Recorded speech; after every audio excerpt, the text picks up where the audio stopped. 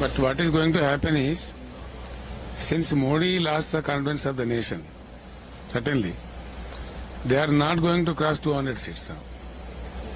That's where I am telling you, regional parties are going to play a major role.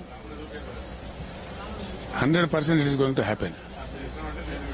Every day, the news what we are receiving says that Modi is not going to get full majority.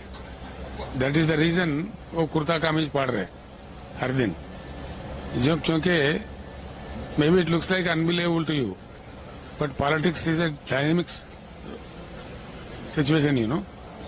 It can 100% rubbish that is. 200 पार करना ही मुश्किल हो गया, 400 कहां से मिलेंगे? South India में से उसको हार्डली गनीमत से 5-10 सीट नहीं मिलने वाला है.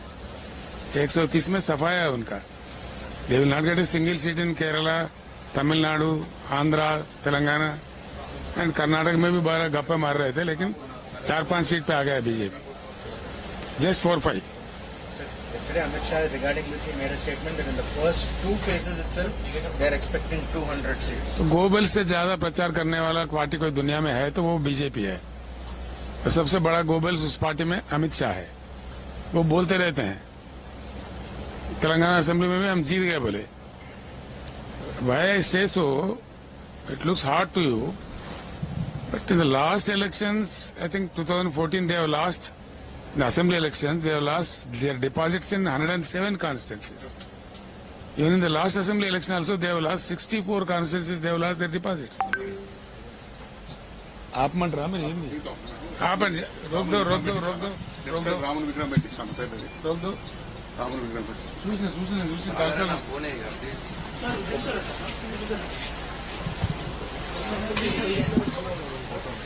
So the question here is, question here is, they say Goebbels, more than Goebbels. తెలంగాణలో 107 సీట్లలో డిపాజిట్ పోయింది బీజేపీకి. మొన్నటి దానిలో 64 సీట్లలో పోయింది. మళ్ళీ ఇప్పుడు కూడా మాకు సీట్లు వస్తాయని మాట్లాడతారు. దానికి ఏం చెప్పాలా? ఒకవేళ వాళ్ళకి సీట్లు వచ్చే పరిస్థితి కరెక్ట్ అయితే మా పార్టీ అభ్యర్థి 2 సీట్లు ఎందుకు తిరిగింది? మీరు చెప్పే ప్రకారం అయితే ఈ రీజనల్ పార్టీస్ చాలా పవర్ఫుల్ కాబోతున్నాయి. డెఫినెట్ గా మీకు డౌట్ అవసరం లేదు, నేను చెప్తున్నా.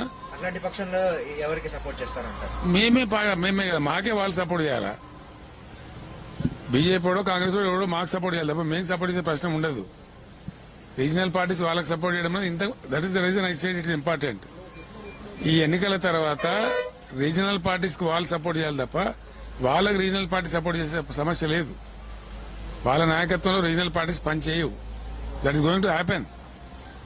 ముఖ్యమంత్రి నిర్ణయం అనేది చాలా ముఖ్యమంత్రి కాదు, ప్రధానమంత్రి నిర్ణయం అనేది చాలా చర్చించే విషయం. చాలా ఏముంటుందండి దాని ఇబ్బంది ఏముంటుందండి? అందరూ అట్లే అనుకుంటారు, అదే పోతే అమాస పోతుంది అని శాస్త్రం ఉంది మన తెలంగాణలో. ఏముంటుంది? ఎవరినో ఒకరు మంచి వ్యక్తిని చూసి పెట్టుకుంటారు, ఎక్స్పీరియన్స్ ఉన్న వ్యక్తిని. దానికి వీళ్ళేం పెద్ద మునగాల, వీళ్ళేం పీకింది ఏమో నాకు అర్థం కాదు. ఏం చేశారు వీళ్ళు? కాంగ్రెస్ ఎంతమంది ప్రధానమంత్రులు ఏం చేసిండ్రు? వీళ్ళు ఏం చేసిండ్రు? దేశం గతేంది? అలా మంచినీళ్ళు లేవు, సాగునీళ్ళు లేవు, కరెంట్ లేదు. 75 ఏళ్ల తర్వాత మినిమం ఇన్ఫ్రాస్ట్రక్చర్ దిక్కు లేదు. ఏముంది ఈ దేశంలో? నాకు అర్థం కాదు అసలు. ఈ దేశం అంతా సర్వనాశనం పడిస్తే కదా. ఇప్పుడు కాంగ్రెస్ టైంలో బ్రెయిన్ డ్రైన్, బీజేపీ టైంలో క్యాపిటల్ డ్రైన్. పారిపోతున్నారు దేశం. People are running away from the country. It's reality. 5-6 వేల కోట్ల ఆస్తి ఉన్నాడు కూడా ఈ దేశంలో ఉండడానికి ఇష్టపడతలేడు. వెళ్ళిపోతున్నారు. ఏ యూరప్కో, ఏ సింగపూర్కో, దుబాయ్కో వెళ్ళిపోతున్నారు.